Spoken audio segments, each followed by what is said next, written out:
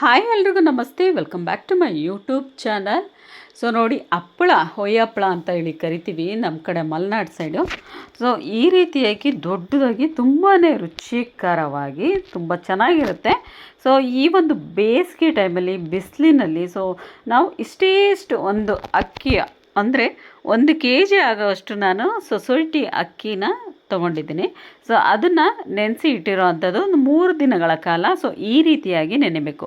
ಇಲ್ಲಿ ನೋಡಿ, ನಾವು ಕೈಯಲ್ಲಿ ಪ್ರೆಸ್ ಮಾಡಿದ್ರೆ ಸೊ ಅಕ್ಕಿಯೆಲ್ಲ ಹೊಡಿಬೇಕು, ಆ ರೀತಿಯಾಗಿ ನೆನೆದಿರಬೇಕಾಗುತ್ತೆ. ಸೊ ಇದನ್ನು 3 ಡೇಸ್ ಅಂದರೆ 2 ಡೇಸ್ ನೆನೆಸಿ 3 ಡೇಸಿಗೆ ನಾವು ಮಾಡೋವಂಥದ್ದು ಪ್ರೊಸೀಜರು. ಸೊ ಇದನ್ನು ಮತ್ತೆ ಒಂದು ಸರಿ 3 ಡೇಸಿಗೆ ನಾನು ನೀಟಾಗಿ ಅಕ್ಕಿನ ತೊಳಿತಾ ಇದ್ದೀನಿ. ಅಂದರೆ ನೀವು ಬೆಳಗ್ಗೆ ಸಂಜೆ ನಾವು ಅಕ್ಕಿನ ನೆನೆಸಿಡುವಾಗ 2 ಡೇಸು ಡೈಲಿ ನೀರನ್ನ ಚೇಂಜ್ ಮಾಡಬೇಕಾಗುತ್ತೆ, ಇಲ್ಲಾಂದರೆ ಸ್ಮೆಲ್ ಬರೋ ಒಂದು ಚಾನ್ಸಸ್ ಇರುತ್ತೆ. ಸೊ ಹಾಗಾಗಿ ಇದನ್ನು ನೀಟಾಗಿ 1 2ರಿಂದ 3 ಸರಿ ನೀಟಾಗಿ ಈ ರೀತಿಯಾಗಿ ವಾಶ್ ಮಾಡ್ಕೊಳ್ಳಿ. ಮತ್ತು ಇದಕ್ಕೆ ಏನೇನು ಮಸಾಲ ಬೇಕು ಅನ್ನೋದ್ರ ನೋಡೋಣ ಬನ್ನಿ. ನೋಡಿ, ಇವಾಗ ನಾನು ಒಣಮೆಣಸಿನ್ಕಾಯಿನ ತೊಗೊಂಡಿದ್ದೀನಿ. ಸೊ ಬ್ಯಾಡಗಿ ಆಗಿರ್ಬೋದು, ಗುಂಟೂರು ಆಗಿರ್ಬೋದು, ಒಣಮೆಣಸಿಗೆ ತೊಗೊಳ್ಳಿ. ಸೊ ಹಾಗೆಯೇ ಕರಿಬೇವು ಮತ್ತು 2 ಸ್ಪೂನ್ ಜೀರಿಗೆ, 1 ಸ್ಪೂನು ಕಾಳುಮೆಣಸು, ಹಾಗೆಯೇ ರುಚಿಗೆ ತಕ್ಕಷ್ಟು ಉಪ್ಪನ್ನು ಹಾಕ್ತಾಯಿದ್ದೀನಿ. ಇದಿಷ್ಟನ್ನು ನಾನು ಮಿಕ್ಸಿ ಜಾರಿಗೆ ಹಾಕಿಬಿಟ್ಟು ಸೊ ನೀವು ತರಿಯಾಗಿ ಬೇಕಾದರೆ ರುಬ್ಕೋಬೋದು, ಇಲ್ಲಾಂದರೆ ಫೈನಾಗಿರಲಿ ಅನ್ನೋದು ಕೂಡ ರುಬ್ಕೋಬೋದು. ಸೊ ನಾನಿವಾಗ ಈ ಕಡೆ ತರಿನೂ ಅಲ್ಲ, ಈ ಕಡೆ ನೈಸ್ ಪೇಸ್ಟ್ ಆಗೋ ಅಲ್ಲ, ಒಂದು ರೀತಿ ಮೀಡಿಯಮ್ಮಾಗಿ ನಾನು ಇದನ್ನು ಸ್ವಲ್ಪ ನೀರು ಹಾಕಿಬಿಟ್ಟು ರುಬ್ತಾ ಇದ್ದೀನಿ. ಸೊ ನೋಡಿ, ಇದಕ್ಕೆ ನೀವು ಹುಣಸೆಹಣ್ಣು ಹಾಕಬೇಡಿ, ಯಾಕೆಂದರೆ 2 ದಿನ ನಾವು ಮುಂಚೆನೇ ಅಕ್ಕಿನ ನೆನೆಸಿರ್ತೀವಲ್ವ. ಸೊ ಹಾಗಾಗಿ ಹುಳಿ ಬಂದಿರುತ್ತೆ. ಸೊ ಹೊಯ್ಯ ಹಪ್ಳಕ್ಕೇನು ಹುಣಸೆಹಣ್ಣು ಹಾಕೋದೇನು ಬೇಕಾಗಿಲ್ಲ. ಸೊ ನೀವು ಉದ್ದ ಹಪ್ಪಳ ಏನಾದರೂ ಮಾಡಿಕೊಂಡ್ರೆ ಅದಕ್ಕೆ ಹುಣಸೆಹಣ್ಣು ಬೇಕಾದರೆ ಹಾಕ್ಕೋಬೋದು. ಇದಕ್ಕೆ ಸ್ವಲ್ಪ ನೀರನ್ನ ಹಾಕಿಬಿಟ್ಟು ಸೊ ಗ್ರೈಂಡ್ ಮಾಡ್ಕೊಳ್ಳೋಣ.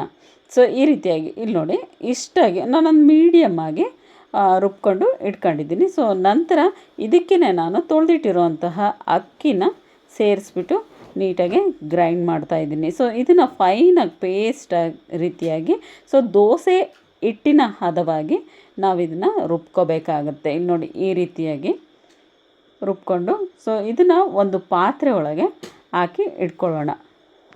ನೋಡಿ, ಹೊರಗಡೆ ಎಷ್ಟು ಬಿಸಿಲಿದೆ ಅಲ್ವಾ. ಒಂದೇ ಒಂದು ದಿನದಲ್ಲಿ ಈ ಹಪ್ಪಳ ಅಷ್ಟೂ ಕೂಡ ಒಣಗಿಬಿಡುತ್ತೆ. ಸೊ ನಾವು ಈವ್ನಿಂಗ್ಗೆ ನಾವು ಕರ್ಕೊಂಡು ಸೊ ಸಾಂಬಾರು ಜೊತೆಗೆ, ರಸಮ್ ಜೊತೆಗೆ ಆಗಿರ್ಬೋದು ಸೊ ನೆಂಚ್ಕೋಬೋದು. ಸೊ ಇವಾಗ ಉಳಿದಿರೋ ಅಂಥ ಅಕ್ಕಿನೂ ಕೂಡ ನಾವು ಅಷ್ಟನ್ನು ಕೂಡ ಹಾಕಿಬಿಟ್ಟು ನೀಟಾಗಿ ಗ್ರೈಂಡ್ ಮಾಡೋಣ.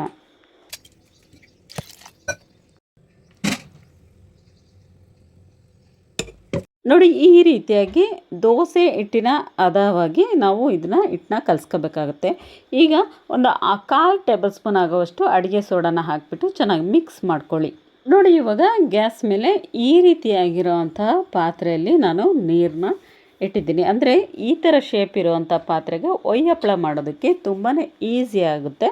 ಸೊ ನಾನು ಪ್ಲೇಟಲ್ಲಿ ಹಾಕಿ ಇಟ್ಟು ತೆಗಿಯೋದ್ರಿಂದ ಸೊ ಇದು ನನಗೆ ತುಂಬಾ ಕಂಫರ್ಟಬಲ್ ಆಗಿರುತ್ತೆ. ಸೊ ನೀವು ತಟ್ಟೆ ಇಡ್ಲಿಯಲ್ಲಿ ಮಾಡೋದ್ರಿಂದ ಸೊ ಅಗಲವಾದ ಪಾತ್ರೆಯನ್ನು ತೊಗೊಳ್ಳಿ. ಸೊ ನಾನು ಈ ರೀತಿ ಗುಂಡಾಲಿ ಅಂತ ಕರಿತೀವಿ. ಸೊ ಈ ಥರ ಇರೋವಂಥ ಪಾತ್ರೆನ ಚೆನ್ನಾಗಿ 3/4 ಭಾಗ ನೀರು ಹಾಕ್ಬಿಟ್ಟು ಈ ರೀತಿಯಾಗಿ ನೀರು ಕುದಿ ಬರೋವರೆಗೂ ನಾವು ಚೆನ್ನಾಗಿ ಕಾಯಿಸ್ಕೋಬೇಕಾಗುತ್ತೆ. ಸೊ ನಂತರ ಇದಕ್ಕೆ ಪ್ಲೇಟ್ ಹೇಗಿರಬೇಕು ಅಂದರೆ ಸೊ ಆ ಪ್ಲೇಟಿಗೆ, ಆ ಒಂದು ಪಾತ್ರೆಗೆ ಸೊ ನಾವು ಮಗ್ಚಿದ್ರೆ ಚೆನ್ನಾಗಿ ಕೂರಬೇಕು, ಆ ರೀತಿಯಾಗಿ ಇರಬೇಕು. ಸೊ ಇವಾಗ ಹಿಟ್ಟನ್ನು ಸ್ವಲ್ಪ ಹಾಕಿಬಿಟ್ಟು ಸೊ ಈ ರೀತಿಯಾಗಿ ರೌಂಡ್ ಶೇಪಾಗಿ ನಾವು ಜಸ್ಟ್ ಪ್ಲೇಟ್ನ ಈ ರೀತಿ ತಿರುಗಿಸ್ತಾ ಬಂದರೆ ರೌಂಡ್ ಶೇಪ್ ಆಗುತ್ತೆ. ಸೊ ನಂತರ ಇವಾಗ ಒಮ್ಮೆ ಈ ರೀತಿಯಾಗಿ ಮೇಲ್ಭಾಗದಲ್ಲಿ ಸ್ವಲ್ಪ 1-2 ಸೆಕೆಂಡ್ ಈ ರೀತಿಯಾಗಿ ಇಟ್ಬಿಡಿ. ಸೊ ಡ್ರೈ ಆದ ತಕ್ಷಣ ಸೊ ನಂತರ 1-2 ನಿಮಿಷ ವೇಟ್ ಮಾಡೋಣ ಅಲ್ಲಿವರೆಗೆ. ಸೊ ನೆಕ್ಸ್ಟ್ ಇನ್ನೊಂದು ಪ್ಲೇಟಿಗೆ ನಾವು ಈ ರೀತಿಯಾಗಿ ರೆಡಿ ಮಾಡ್ಕೊಂಡು ಇಡೋಣ. ಸೊ ನೋಡಿ, ಈ ರೀತಿ ಆದ ತಕ್ಷಣ ನಂತರ ಇದನ್ನು ತಿರುಗಿಸಿ ನಾವು ಮಗುಚಿ ಇಡಬೇಕಾಗುತ್ತೆ. ಸೊ ಇವಾಗ ಹಪ್ಪಳ ತುಂಬ ಚೆನ್ನಾಗಿ ಬರುತ್ತೆ. ಇದಕ್ಕೆ ಜಾಸ್ತಿ ಟೈಮ್ ಏನು ಬೇಕಾಗೋದಿಲ್ಲ, ಬೇಗನೆ ಆಗುತ್ತೆ ಕೂಡ. ಸೊ ಇವಾಗ ಆಗಿರುತ್ತೆ. ಸೊ ಇದನ್ನು ನೋಡಿ, ಈ ರೀತಿಯಾಗಿ ತೆಗೆದುಬಿಟ್ಟು ಒಂದು ಸ್ವಲ್ಪ ಹೊತ್ತು ವೇಟ್ ಮಾಡಿ. ಸೊ ನಂತರ ಒಂದು ಚಾಕುವಿನ ಸಹಾಯದಿಂದ ಬೇಕಾದರೆ ನಾವು ತಕ್ಕೋಬೋದು. ಸೊ ನಂತರ ಇನ್ನು ರೆಡಿ ಮಾಡಿಟ್ಟಿರೋ ಇನ್ನೊಂದು ಪ್ಲೇಟ್ನ ಹಿಡಿ. ನೋಡಿ, ಈ ರೀತಿಯಿಂದ ಕೈಯಿಂದನೇ ಬೇಕಾದರೆ ಒಂದೊಂದು ಹಪ್ಪಳ ಬರುತ್ತೆ. ಇಲ್ಲಾಂದರೆ ಚಾಕುವಿಂದ ಬೇಕಾದರೂ ಕೂಡ ನಾವು ತೆಗಿಬೋದು.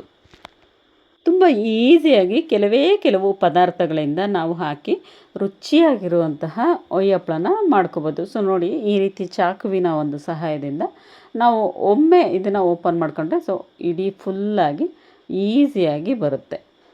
ಸೊ ತುಂಬ ಚೆನ್ನಾಗಿರುತ್ತೆ. ಸೊ ಈ ಬಿಸಿಲಿಗೆ ಒಂದೇ ದಿನದಲ್ಲಿ ನಾವು ಹಪ್ಪಳನ ರೆಡಿ ಮಾಡ್ಕೋಬೋದು. ಸೊ ನೀವು ಕೂಡ ಇದನ್ನು ಮನೇಲಿ ಒಮ್ಮೆ ಟ್ರೈ ಮಾಡಿ ನೋಡಿ. ಸೊ ನೋಡಿ, ಎಷ್ಟು ಚೆನ್ನಾಗಿ ಬಂದಿರುತ್ತೆ ಅಂದರೆ ಅಷ್ಟು ಚೆನ್ನಾಗಿ ಬಂದಿರುತ್ತೆ. ಸೊ ನಂತರ ಅದೇ ಪ್ಲೇಟಿಗೆ ಮತ್ತೆ ಒರೆಸ್ಬಿಟ್ಟು ಡ್ರೈ ಆಗಿರಬೇಕು ಪ್ಲೇಟು.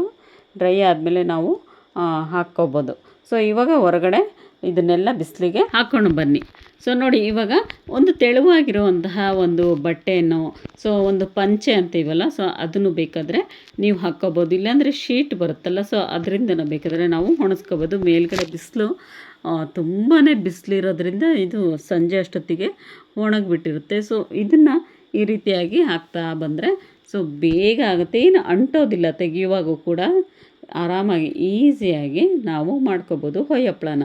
ಸೊ ಬಿಸಿಲಿನ ಬೇಗ ಇರೋದ್ರಿಂದ ಸೊ ನಾವು ಮಳೆಗಾಲಕ್ಕೆ, ಚಳಿಗಾಲಕ್ಕೆ, ಈಗಲೇ ಒಂದು ವರ್ಷಕ್ಕೆ ಆಗೋವಷ್ಟು ಸೊ ನಾವು ಹಪ್ಪಳನ ಇವಾಗಲೇ ರೆಡಿ ಮಾಡ್ಕೋಬೋದು.